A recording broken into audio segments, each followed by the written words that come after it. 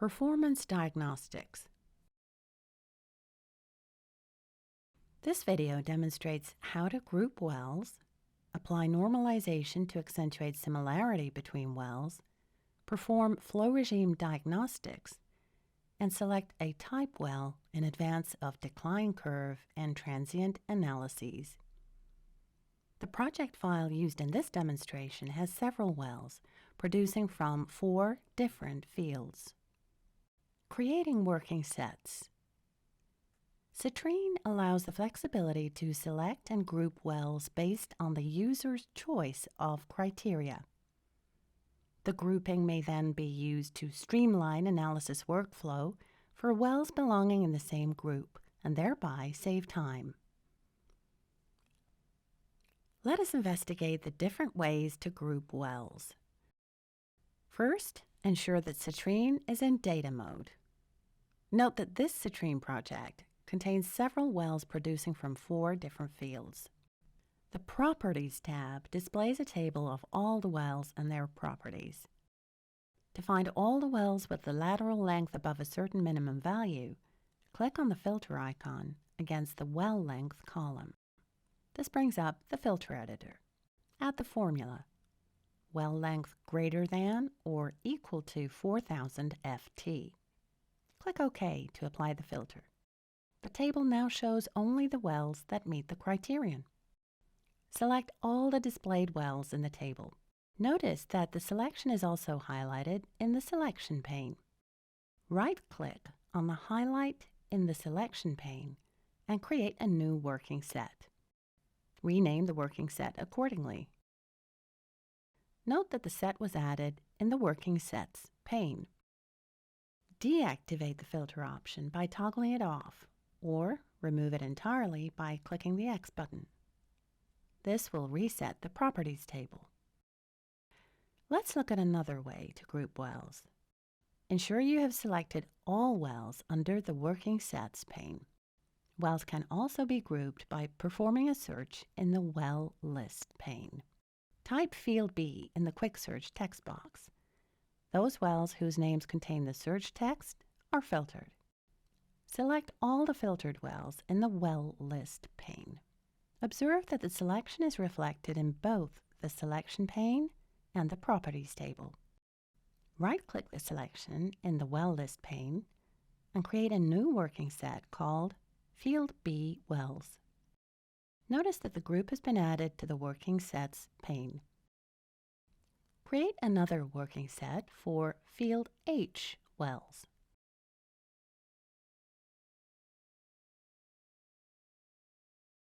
Clear the search text to remove the filter and restore focus to all wells. One other way to select and group wells is via the map. Go to the Map tab. Activate the Well Selection tool. Lasso an area containing the wells of interest, say the Northwest area. Observe that the selection is reflected in the Selection pane. Right-click on the highlight in the Selection pane and create a new working set. Name the working set NW Wells and click OK. In the Working Sets pane, notice that the group has been added there. Restore focus to all wells. It is also possible to manually select wells either in the Well List pane or in the Selection pane using Control or Shift button plus clicks, and then right-click on the selection and create a working set as before. Go back to the dashboard view. To compare the production performance of working sets, click the Compare Working Sets button. The comparison window pops up. Select Field B wells and Field H wells working sets. The 2 well groups are plotted together for comparison. Normalization. Now that we have created well groups, we will proceed to normalize the performance of the wells in a group by defined metrics.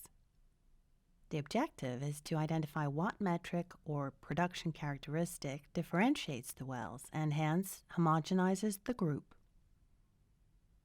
Normalization can be performed on one or both X and Y axes. In this demonstration, we will only do so for the y-axis variable. Our focus will be on the field H wells group. Maximize the rate versus material balance time log-log plot.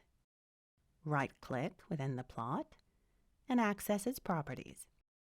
Notice the normalization field for the x-axis variable, but our interest is on normalizing the y-axis variable. Click on the y-axis normalization drop-down. Observe that there are some predefined normalization functions. One of the inbuilt normalizations will be used in this demonstration. Apply the 6-month cumulative production normalization function. Click OK to exit the dialog. Notice that the variance in the group has reduced. This means the wells exhibit similar behavior. Normalization could also be based on completion parameters like lateral length and fracture half-length, subsurface parameters, PVT parameters, geology, etc. Type well selection. Uncheck the Y normalization to restore the log-log plot. Toggle the Statistics option on. This brings up the Statistics Settings dialog. P50 and P90 percentiles have to be computed. Percentiles can also be adjusted as needed. Set the minimum population size to 10. Click OK to exit the dialog. In the selection pane, right-click on the P10 statistic and create a corresponding type well.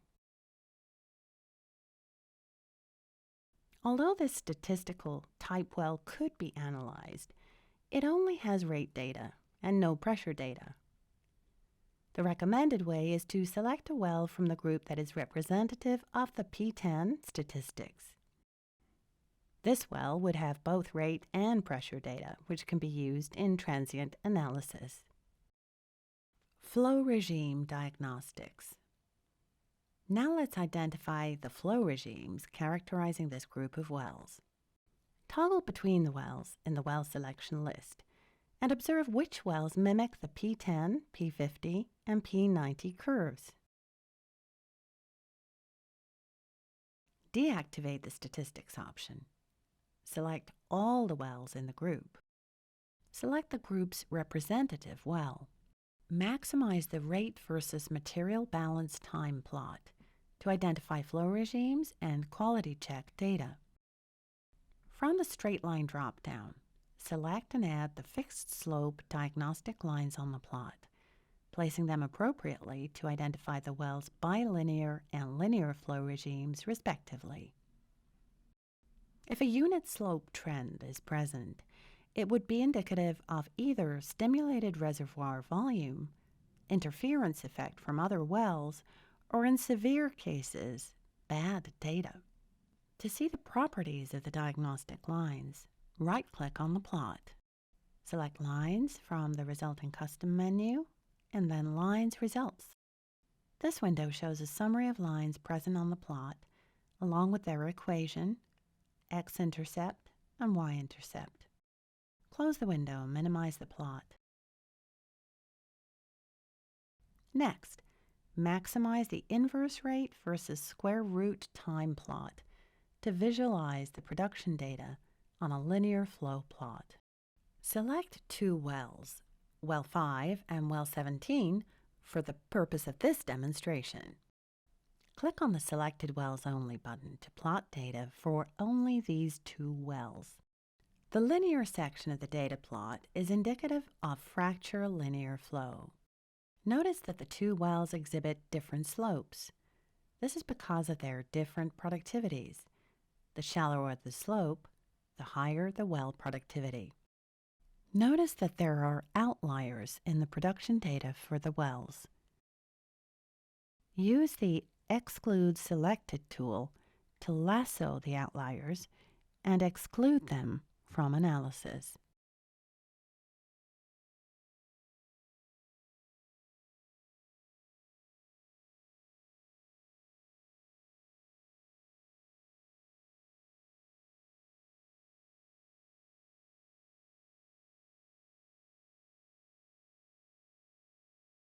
Minimize the plot and show all the wells by clicking on the Select All button. This concludes this video. To learn more, please visit our website. For more information, contact support@kappaeng.com or your local KAPPA office.